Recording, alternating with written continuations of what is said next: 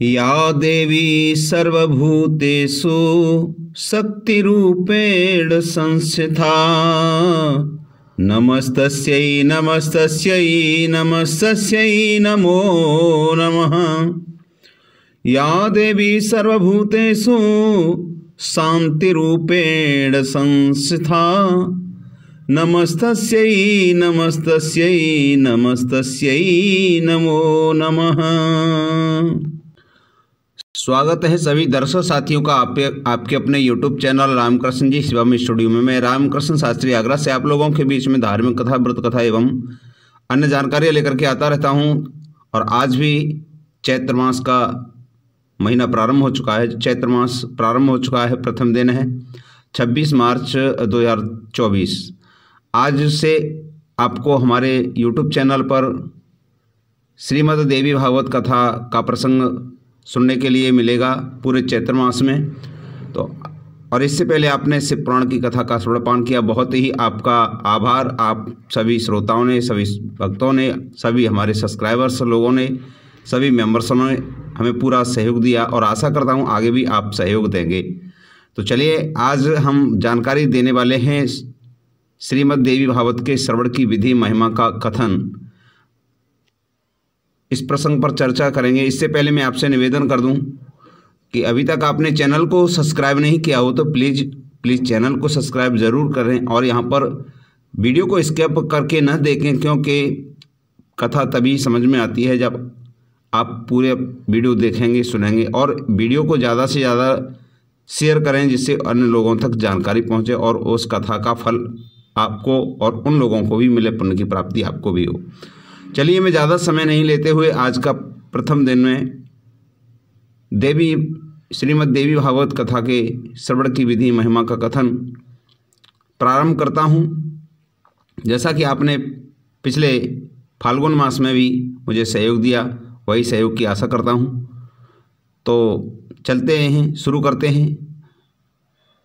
जगत के सृष्टिकर्ता में जो उत्पत्ति रूपा रक्षा कार्य में पालन शक्ति रूपा संहारकर्ता में रौद्र रूपा है, संपूर्ण विश्व प्रपंच जिनके लिए क्रीड़ा स्वरूप है, जो परा पश्यंती मध्यमा और वैखरी वाणी में अव्यक्त होती हैं, जो ब्रह्मा विष्णु महेश द्वारा निरंतर आराधित हैं, वे प्रसन्न चित्त वाली देवी भगवती मेरी वाणी को अलंकृत परिशुद्ध करें। बद्रिका आश्रम निवासी प्रसिद्ध ऋषि श्री नारायण और नरों में श्रेष्ठ श्री नर भगवती सरस्वती और महर्षि वेदव्यास को प्रणाम करने के पश्चात ही यह इतिहास पुराण आदि सदग्रंथों का पाठ करना या प्रवचन करना चाहिए। ऋषिगण बोले, हे सूत जी, हे महमते, हे व्यास शिष्य, आप दीर्घजीवी हो और आप हम लोगों को नाना विधि पुण्य प्रदायनी एवं मनोहर हारिणी कथा सुनाते रहते हैं। भगवान विष्णु के सर्व पाप विनाशन परम पवित्र एवं उन अवतार कथाओं से संबंधित अद्भुत चरित्रों को हमने भक्तिपूर्वक सुना और इसी प्रकार हमने भगवान शिव के अलौकिक चरित्र तथा भस्म और रुद्राक्ष के ऐतिहासिक माध्यम का श्रवण आपके मुखारविंद से किया। हम लोग अब ऐसी परम पावन कथा सुनना चाहते हैं जो बिना प्रयास के ही मनुष्यों को भोग एवं मोक्ष प्रदान करने में पूर्ण रूप से सहायक हो। हे महाभाग, अतः आप उस कथा का वर्णन करें जिसके द्वारा मानव कलयुग में भी सिद्धियां प्राप्त कर ले, क्योंकि हम आपसे बढ़कर किसी अन्य को नहीं जानते जो हमारी शंकाओं का निवारण कर सके। सूत जी बोले, हे महाभाग ऋषियों, आप लोगों ने लोक कल्याण की भावना से अत्यंत उत्तम प्रश्न किया है, अतः मैं आप सभी के लिए समस्त शास्त्रों का जो सार है उसे पूर्ण रूप से बतलाऊंगा। समस्त तीर्थ पुराण व्रत एवं सभी अपनी श्रेष्ठता का वर्णन करते हुए तभी तक गर्जना करते हैं जब तक मनुष्य श्रीमद् भागवत कथा का सम्यक रूप से श्रवण नहीं कर लेते। मनुष्यों के लिए पापरूपी अरण्य अभी तक दुखद प्रद है, एक कंटक में रहता है जब तक श्रीमद् देवी भागवत रूपी परशु यानी कुठार उपलब्ध नहीं हो जाता। मनुष्यों को उपसर्ग ग्रहण रूपी घोर अंधकार तभी तक कष्ट पहुंचाता है जब तक श्रीमद् देवी भागवत रूपी सूर्य उनके सम्मुख उदित नहीं हो जाते। ऋषिगण बोले, हे वक्ताओं में श्रेष्ठ महाभाग सूत जी, आप हमें बतावें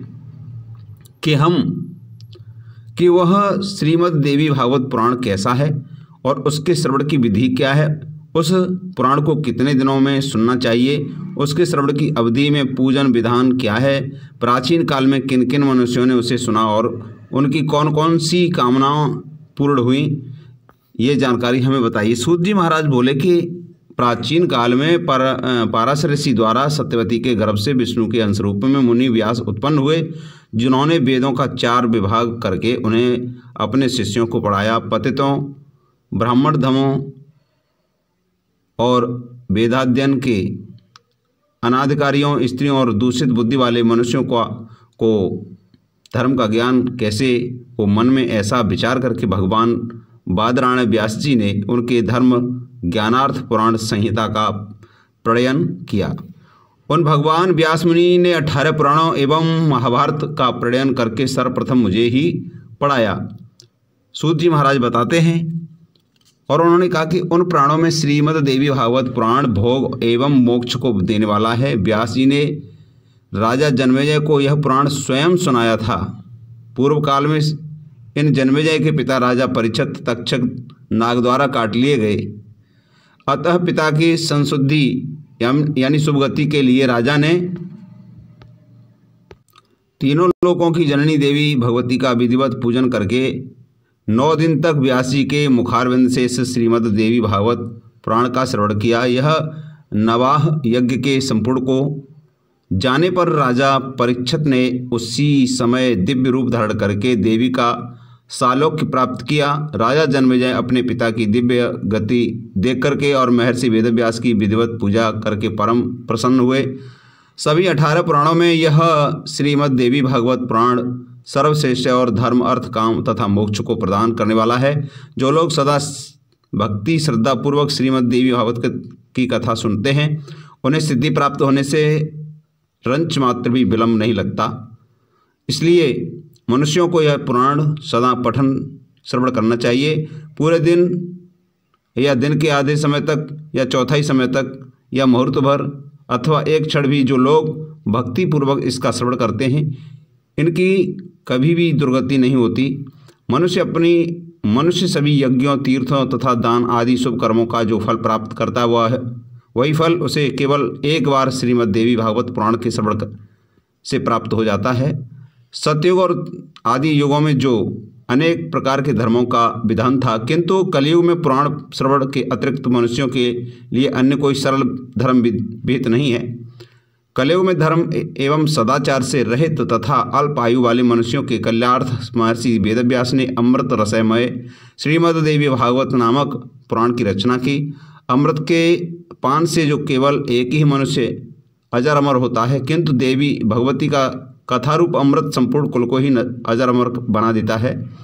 श्रीमद् देवी भागवत के कथा श्रवण का महीना जो है, दिनों का जो कोई नेम भी खास नहीं है, अतः मानव द्वारा इसका सदा ही सेवन पठन श्रवण किया जाना चाहिए। आश्विनी, चैत, माघ और आषाढ़ इन महीनों के चारों नवरात्रों में इस पुराण का श्रवण विशेष फल प्रदान करता है। अतः श्रीमद् देवी भागवत का यह नवाह यज्ञ समस्त पुण्य कर्मों से अधिक फलदायक होने के कारण मनुष्यों के लिए विशेष पुण्यप्रद कहा गया है।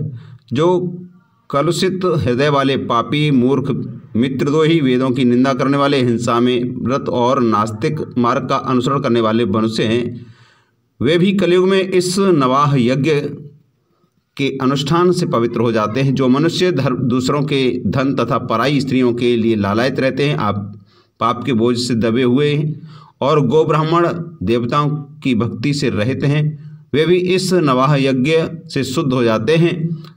जो फल कठिन तपस्याओं और व्रतों, तीर्थ सेवन, अनेक विध दान, नियमों, यज्ञों, हवन एवं जप आदि के करने से प्राप्त नहीं होता है, वह फल मनुष्यों को श्रीमद् देवी भागवत के नवाह यज्ञ से प्राप्त हो जाता है। हे विप्रो, गंगा, गया, काशी, नैमिषारण्य, मथुरा, पुष्कर तथा बद्रिकाश भी मनुष्यों को उतना शीघ्र पवित्र नहीं कर पाते जितना कि श्रीमद् देवी भागवत कथा का यह नवा यज्ञ लोगों को पवित्र कर देता है। अतः श्रीमद् देवी भागवत सभी पुराणों में सर्वश्रेष्ठतम है।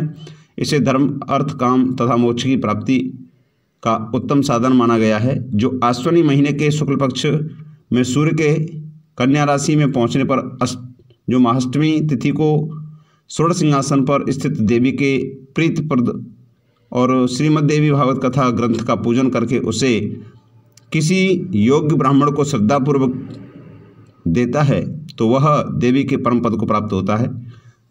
और जो मनुष्य प्रतिदिन श्रीमद् देवी भागवत कथा एवं श्रीमद् देवी भागवत कथा के एक या आधे श्लोक का भी जो भक्ति पूर्वक पाठ करता है वह जगदम्बा का पात्र हो जाता है। महामारी से उत्पन्न उपद्रवों के भीषण भय तथा समस्त प्रकार के उत्पात, उल्कापात, भूकंप, अतिवृष्टि, अनावृष्टि आदि इस देवी श्रीमद् देवी भागवत पुराण के श्रवण मात्र से विनष्ट हो जाते हैं। बाल ग्रहों जैसे स्कंद ग्रह, स्कंदा, परस्मार, शकुनी, रेवती, पूतना, अंधपूतना, शीत पूतना, मुखमुंडिका और नेगमेश तथा भूत प्रेत आदि से उत्पन्न भय इस श्रीमद् देवी भागवत पुराण के श्रवण से बहुत दूर से ही भाग जाते हैं। जो व्यक्ति भक्ति भाव से देवी के इस भागवत पुराण का पाठ है अथवा श्रवण करता है वह धर्म, अर्थ, काम और मोक्ष को प्राप्त कर लेता है। इस श्रीमद् देवी भागवत कथा के श्रवण से वासुदेव जी प्रसेन को खोजने के लिए गए हुए और बहुत समय तक न लौटते हुए अपने प्रिय पुत्र श्री कृष्ण को प्राप्त करके भी प्रसन्न हुए। जो मनुष्य भक्तिपूर्वक इस श्रीमद् देवी भागवत पुराण की कथा को पढ़ता है तथा इसका श्रवण करता है वह भोग तथा मोक्ष दोनों प्राप्त कर लेता है। अमृत स्वरूप एवं इस श्रीमद् देवी भागवत कथा के श्रवण से पुत्रहीन मनुष्य पुत्रवान हो जाता है, दरिद्री व्यक्ति धन से संपन्न हो जाता है और रोगग्रस्त मनुष्य रोग से मुक्त हो जाता है।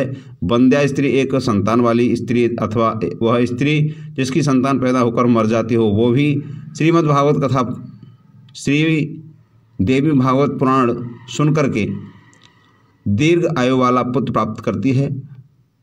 जिस घर में नित्य श्रीमद् देवी भागवत पुराण का पूजन किया जाता है वह घर तीर्थ स्वरूप हो जाता है और उसमें निवास करने वाले लोगों के पापों का नाश हो जाता है। जो मनुष्य अष्टमी, नवमी और अथवा चतुर्दशी तिथियों को श्रद्धापूर्वक से पढ़ता या सुनाता है वह परम सिद्धियों को प्राप्त करता है। इस श्रीमद् देवी भागवत पुराण का पाठ करने वाला ब्राह्मण वेद वेताओं में अग्रगण्य हो जाता है, क्षत्रिय राजा हो जाता है, वैश्य धन संपदा से संपन्न हो जाता है और शूद्र भी इसके श्रवण मात्र से उसके कुल बंधु बांधवों के बीच श्रेष्ठ प्राप्त करता है। तो आज की कथा यहीं विराम लेती है। मिलते हैं कल की कथा के साथ में। तब तक के लिए जय माता दी, जय माता दी, जय माता दी। आपका भला करें। और चैनल को सब्सक्राइब नहीं किया हो तो प्लीज़ चैनल को ज़रूर सब्सक्राइब करें, बेल को प्रेस करके रखें जिससे नोटिफिकेशन सबसे पहले आपको मिलता रहे। जय माता दी।